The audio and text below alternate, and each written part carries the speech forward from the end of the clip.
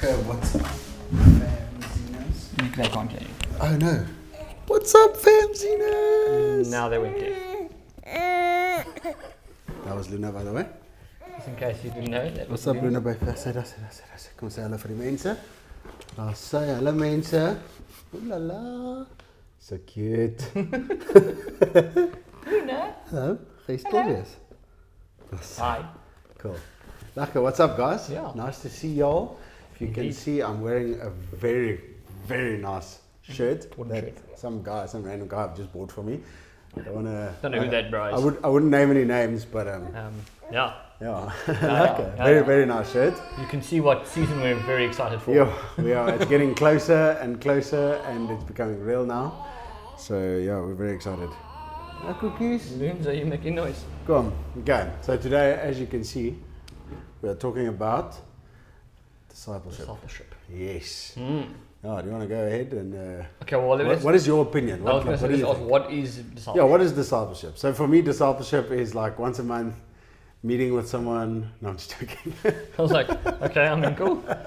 Cool. No, I think discipleship is like walking a road with someone and essentially, I suppose, turning them into you, because Paul said that copy me as I copy Christ. Yeah. And so it's like you have to become an image. So I think that's why it's so important that whoever is discipling you is really an image of God, or is really connected with Jesus, because you need to become the image of whoever is discipling you. Yes. So I don't know. That's like my opinion. I don't know what's your opinion on it. Yeah, I think, my experience and over the years and opinion as well, it is that. It's people that you walk with, so leaders that walk with you in something, or like, for example, in a worship team, your more experienced worship team members generally disciple the younger ones. But it's not necessarily that you meet up, it's that at worship practice you chat to disciple, you know what I mean, that kind of stuff. Yes. So it's quite Like you see them at church and you see them around church meetings. I've had people disciple me before, and I've discipled people as well before, where it was like you met up twice a week, so you'd see them, or even more, you'd see them at like youth and church, or worship practice and church and whatever. And but you'd also meet up, on a Tuesday night or whatever, and you'd sit with them, or you meet up for coffee or whatever. On Saturday, when we used to have our youth pastor and then the senior pastor as well back in the day, used to do like, I want to say like slave labor. Oh yeah. But discipleship, Hey guys, we're running a discipleship course. Let's go build a building. He used to say, I'm discipling, you guys come to my house and help me weed the garden, and like literally weeding the grass and whatever. But then on that same note, he needs to go to JB to pick up something. We jumped in the bucky with him and went, that kind of thing. 100%. And the whole time riding, you're talking and whatever. Which I think is good. But I was at a function last night at our church. And it was quite cool. We watched a video talking about discipleship. It's like a Bible study that they're doing with that general. Yeah. So we watched this video on discipleship. It was on. It's very cool. It's called In the Footsteps. In fact, let me get the right words for you. In the Footsteps, or In the Dust of the Rabbi. I'll tell you now. I took a photo of it to tell you guys. In the Dust of the Rabbi. Yeah. It is on YouTube.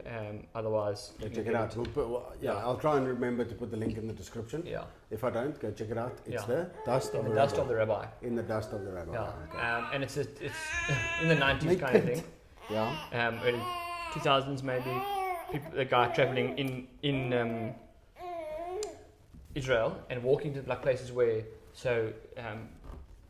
let's say for example where the five of the disciples were called from. Yeah. They go to that town. They go to that, and there's some cool facts there. I mean, like for example, this little town where the guys were fishing, the disciples were fishing, and the other two, I think it's the two brothers, and what's name, and then the two that were doing something else. They were called from this town. This town is only about 600 people. Sure. I mean, my suburb I live in is 3 times that, if not more. Yeah, that's just your little suburb. My suburb, in the city that. So I think people think that the disciples were called out of these massive towns, and there were these, although we know they were simple men and that God equipped them, we still think that it was some hectic.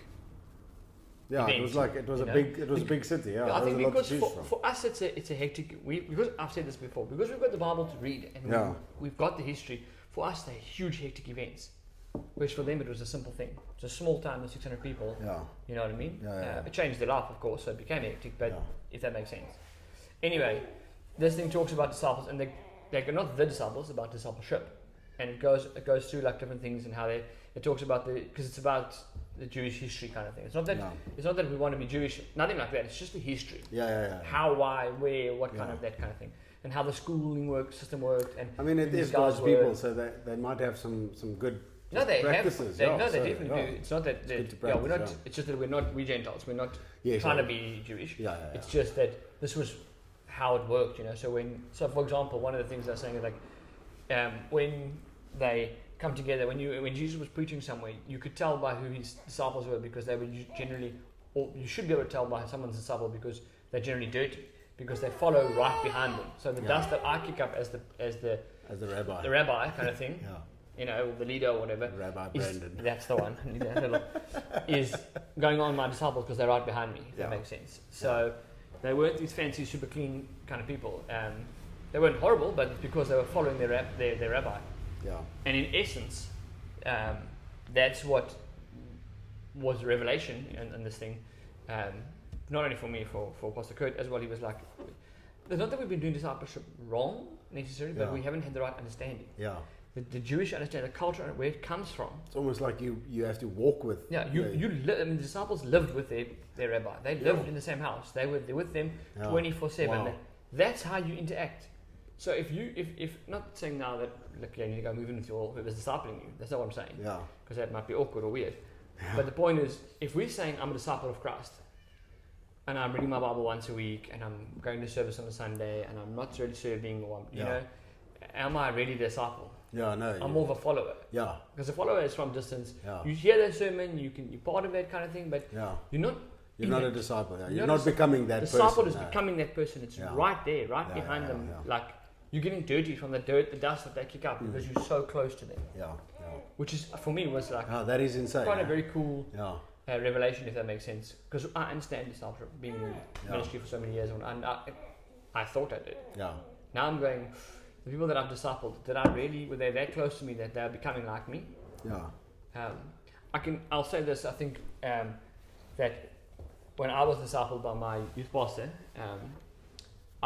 it was pretty close like that. As I said, just that kind of stuff.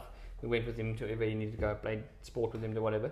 Yeah. But the reason that I'm saying this is because when I took over the youth or started, running the youth and whatnot, my sister, she came once or twice, and she like literally said to me for the first time, she's like, it's like watching your youth pastor again, It was Gareth. It's like watching Gareth. That is so cool. You sound like him, you move like him, that's so cool. You joke with the kids the way he did.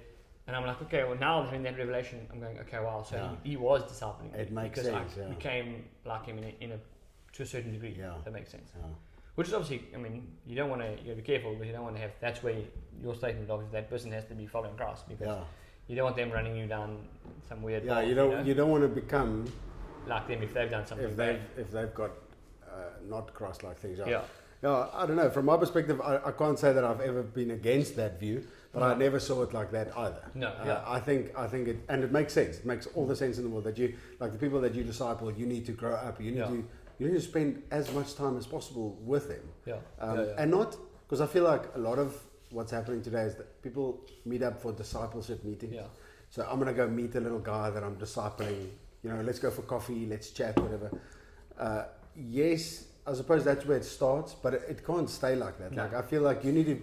It's like you need to become like Brandon and I. Like we're friends. We spend a lot of time together, and it's not that we're discipling each other, but to an extent we are. I mean, we're growing 100%. Together. It's like iron sharpens iron, I suppose. It's not that one of us is a leader or we're just like we're growing together. We've got different perspectives, and we help each other become sharper. And we learn.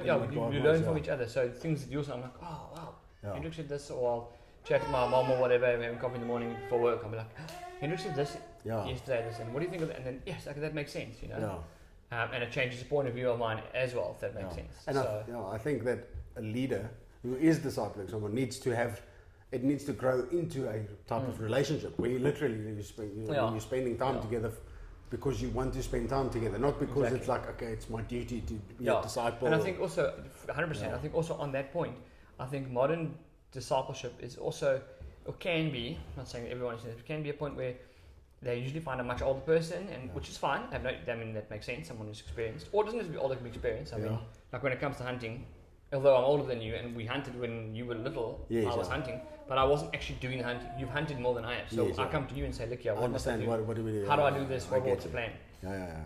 Yeah. But I think what's happening now as well is these people are seeing this as a disciplinary relationship. Yeah.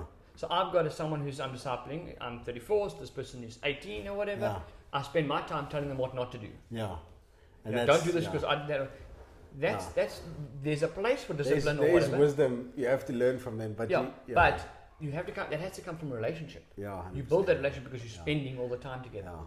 That's why Jesus could shout at them, whatever. I mean, it sounds funny, but they wouldn't necessarily be offended. Yeah. Not only because I don't know. I think maybe if I look at it, I can't measure up to a disciple. Yeah. They loved Jesus so much that he disciplined them for not staying awake or whatever, Yeah. and they still loved him. Yeah.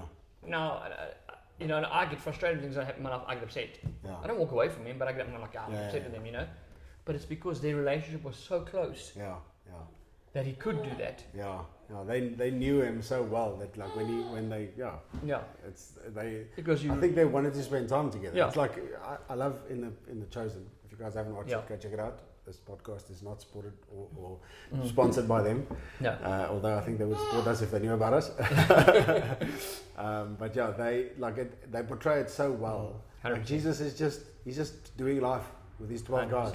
100%. He's just spending time with them, and I mean, it's like he's not like cuddling them, and he's not this guru. He's like a normal person. He's like, listen, guys, hey. Exactly. You get given access to the power of God, and you want to call down fire and burn these people who tuned us? Yeah, like, come on. No, because they're the wrong race, in fact, or whatever. Yeah. It's like, come on, guys. And then they almost like find it humorous. Yeah.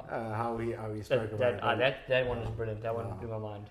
I love it. Yeah. So cool. Yeah. I think to sum it up, discipleship is not just discipleship is let's rather talk about what it is. Yeah. Discipleship is spending a lot of time yourself with God, so that you can become like Jesus, and then spending a lot of time with people around you that they can become more like you, to become more like Jesus. Because at some point they will be as Christ-like as you are, and then it's up to them to go further, and they now need to almost disciple people and grow up in themselves. And I think also it's picking the right person, picking people to disciple you that are that close, that they've got Jesus' dust on them, God's dust on them. Yes, that makes sense. Yeah. Okay. Awesome, guys. See you in the next one. Sweet.